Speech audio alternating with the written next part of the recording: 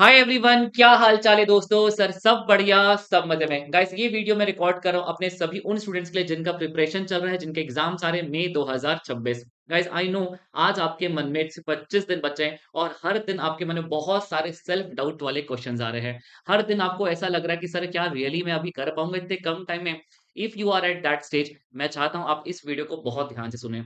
जितने भी स्टूडेंट से मेरी बात हो रही है, हर स्टूडेंट के मन में एक कॉमन टॉपिक चल रहा है। सर मुझे समझ में नहीं आ रहा, मैंने इतना पढ़ लिया है, क्या हो जाएगा। Sir should I really go for may attempt. मुझे रोज ऐसा लगता है कि सितंबर 2026 is the right attempt for me. Sir क्या रियली पेपर इजी आते हैं। मैंने सुना है 3 एग्जाम में एक एग्जाम बहुत टफ आता है और मे जनरली टफ आता है। ऐसे क्वेश्चंस आपको पूरी चारों तरफ से घेर के रखे हुए हैं एंड डेफिनेटली वो आपकी प्रोडक्टिविटी को कम कर रहे हैं। तो यदि आप उस स्टेज में हैं तो गिव मी 2 मिनट्स। आप अपने 5 मिनट और निकाल लीजिए और इस वीडियो को पूरा ध्यान से सुनिए। I will give you the answers for all the questions जो आपके मन में चल रहे हैं एंड आई प्रॉमिस आप कहीं ना कहीं काफी हद तक रिलैक्स महसूस करेंगे। गाइस सबसे पहला क्वेश्चन आपके मन में आ रहा है, सर मैं सोच रहा हूँ कि मई 2026 स्किप कर दूं and I should go for September 2026 exam.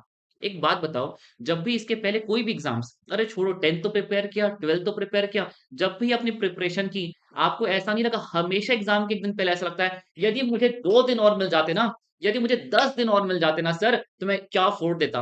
ये फीलिंग आपको हर एग्जाम में रही है, लेकिन फिर भी आपने क्लास 10th में भी बहुत अच्छा किया, 12th में भी बहुत अच्छा किया और इसी तरीके से दोस्तों आप अपने लाइफ में हर वक्त अच्छा करने वाले हो। तो ये फीलिंग कोई नई फीलिंग नहीं है आपके लिए, ये आपके लिए दोस्तों पहले भी फीलिंग थी। पहले आपके पास ऐसा ऑप्शन नहीं था कि ना ये वाला अभी इस साल 12th नहीं देता, अगले साल 12th दूंगा। तो आप अपने मन में इस क्वेश्चन को साइड करके अपना पूरा फोकस डालते थे। आज आपको एक ऑप्शन दिख रहा है कि मैं सर मैं छोड़ देता हूँ, सितंबर बाजू में खड़ा है, पेरेंट्स को कन्विंस करता हूँ, अपने आप को ही चार क्वेश्चन आंसर दे रहे हो। यार देखिए यदि मई मिल जाएगा ना तो मैं रिवीजन कर लूंगा, यार यदि सितंबर में जाऊंगा ना तो मैं रिवीजन कर लूंगा, मॉक टेस्ट लगा लूंगा, ज्यादा अच्छा प्रिपेयर करूंगा। ट्रस्ट मी, यदि आपने सितंबर 2026 का भी डिसीजन ले लिया, आप आखिरी में आगे फिर यही बोलोगे। So stop thinking about this. आप अपने दिमाग को शांत कर दो। 25 डेज काफी है। जितना पढ़ा है उतना परफॉर्म करके आऊंगा, पर मैं परफॉर्म करके आऊंगा, पर मैं टेस्ट पेपर अच्छे से अपना 200% दे करके आऊंगा। And guys if you agree with my this words, इस वीडियो को लाइक करके कमेंट करके देना, Aman sir I am ready to give my 200%। I stop over thinking. सबसे बड़ा दुश्मन तुम्हारा कौन है? Over thinking. 2 घंटे पढ़ते नहीं हो कि एक नेगेटिव थॉट ट्रिगर होता है, फिर प्रोडक्टिविटी कम। दोस्तों 25 डेज कम नहीं होते, ट्रस्ट मी, ये 25 दिन आपके कम नहीं है। और ये 25 डेज आपको करना क्या है? ये 25 डेज आपको वही करना है जो आपने पढ़ा उसी को रिवाइज करना है। हमें लगता है जब हम रिवीजन करने बैठ रहे हैं ना, हमें से पहले बहुत पहले पढ़ा था, इतना लंबा गैप आ गया है, क्या मैं वापस से कनेक्ट कर पाऊंगा? ट्रस्ट मी आप कनेक्ट कर पाओगे। जब तक आप उस चैप्टर को उठाए नहीं हो तब तक आपको डर लग रहा है। स्टार्टिंग के एक दो पन्ने हो सकता है ऐसा लगे यार स्पीड नहीं आ रही है, पर ट्रस्ट में यदि आपने पहले पढ़ा है ना, आप कितना भी हो जाए आपका दिमाग वापस सब चीजों को रीमैप करेगा और आप प्रॉपर सारी चीजों को रिवाइज कर जाओगे। चैलेंज वहां पर आता है, हमने कुछ ही नहीं पढ़ा है सर। यदि आप कुछ नहीं पढ़ा है दोस्तों, तो definitely your call can change. But यदि आपने 50 60 70% सिलेबस भी कवर किया है, जैसा मैंने लास्ट क्लास में लास्ट वीडियो में कहा था कि आपने 50 60% सिलेबस कवर किया है, don't worry, still you can do it. So guys stop thinking about 100%। Sir मेरा दो चैप्टर नहीं हुआ, अरे तो दो चैप्टर नहीं हुआ उसके बारे में क्यों सोच रहा है यार? 8 चैप्टर हुए वो सोच। नेगेटिव क्यों सोच रहे हो? सब पेपर टफ आएगा तो क्या? अरे ये सोच पेपर इजी आएगा तो क्या? यदि पेपर टफ आएगा तो पूरी दुनिया के लिए टफ है, लेकिन यदि पेपर इजी आएगा और एग्जाम से निकलने के बाद ऐसा लगा यार मैं आखिर में पैनिक कर गया था, पूरा एक महीना खराब कर दिया। मैक्सिमम बच्चे जिनका रिजल्ट नेगेटिव आते हैं, मैं बात करता हूँ ना कि क्या गलती की थी। सर मैं इतना पैनिक कर गया था लास्ट के 1 मंथ में। Guys this 1 month is a very crucial month. ये 1 मंथ आपका पढ़ने से कई ज़्यादा अपने को सँभाल के रखना आप ज़रूरी है। ये 1 मंथ आपको ये समझना ज़रूरी है कि यदि इस 1 मंथ में मैंने अच्छे से पढ़ लिया, जो पढ़ा है उसको पूरा कंपाइल कर दिया, उसको प्रॉपर रिवायर कर दिया, प्रॉपर स्ट्रक्चर कर दिया, थोड़ी अच्छी प्रैक्टिस कर ली, मैं पेपर में परफ़ॉर्म कर जाऊँगा। देखो एक और चीज़ समझो, पेपर कभी भी टफ नहीं आते। 20-30 पर नंबर का पेपर टफ आ गया, हम कहते हैं पेपर टफ आ गया था। तो हमारी क्या एक्सपेक्टेशन है कि 100 के 100 क्वेश्चन ईज़ी आएँ?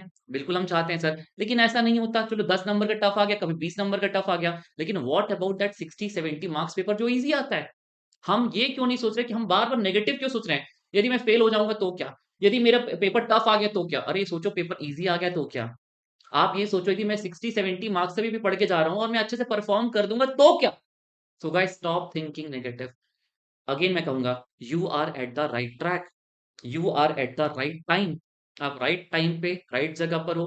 सबसे बड़ा चैलेंज आपका एक और मैं कहता हूँ, वो बना हुआ है बैकलॉग्स। मेरी बात को बहुत ध्यान सुनना।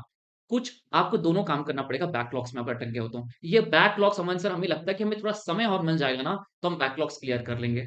समय तो था, हुँ, नहीं किया ना। तो दोस्तों अभी भी ना बता रहा हूँ तूफ़ान में कश्ती चलाने वाली स्टेज है हमारी और ये हमेशा ही लगी रहेगी।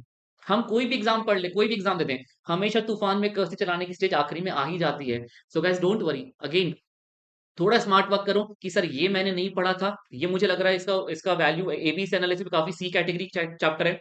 आई will cover A and B category.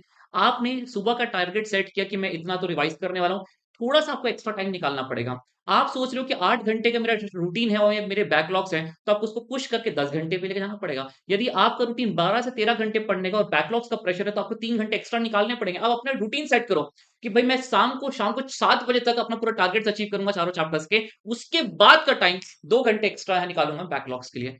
आप जब अपने आप को एक रूटीन में लाओगे ना, जब अपने आप को थोड़ा-सा पुश करोगे, आपको लगेगा यार I can manage in this 25 days. Guys are you getting my point? एक और चीज़, अमन सर जब भी हम रिवाइज़ करते हैं तो हमें ऐसा क्यों लगता है कि हम आगे बढ़ रहे हैं, पीछे का भूल जाते हैं? नॉर्मल है, इसकी वजह से पैनिक मोड ऑन मत करो। आई एश्योर यू जैसे-जैसे एग्ज़ाम टाइम आएगा, वो 1.5 डेज़, वो 10 डेज़ पहले आप हर चीज़ को बहुत अच्छे से पढ़ लोगे। यदि आपको पढ़ते वक़्त चीज़ें बन रही हैं, तो आपको आगे भी बनेंगी। आपकी बॉडी ट्रेन्ड है, आपकी बॉडी क्लास 12 तक ट्रेन्ड है, टेंशन ही मत लो। आप आगे बढ़ोगे, पीछे का अपने आप रिवाइज़ कर लोगे। Guys are you getting my point? MTPs को बहुत अच्छे से सॉल्व करो। ठीक है? आप ना एक रूटीन सेट कर लो और मुझे प्रॉमिस करके जाओ, Aman sir I promise I will follow my routine. बस यही कमिटमेंट चाहिए आज की वीडियो में। You have to give me a commit, Aman sir I promise I will follow my routine. Routine क्या सुनो, रोज का जो टारगेट है, कोई 1-1 महीने का प्लान मत बनाओ। 10 दिन में कर लूँगा, 20 दिन में वो कर लूँगा। अरे भाई तू कल क्या करने वाला है? रात को सोच के बता। रात को सोच ले मैं सुबह उठूँगा, कल मैं लॉ का ये वाला टॉपिक खत्म करूँगा, मैथ्स का ये वाला टॉपिक खत्म करूँगा, इकोनॉमिक्स का ये करूँगा, जो भी है।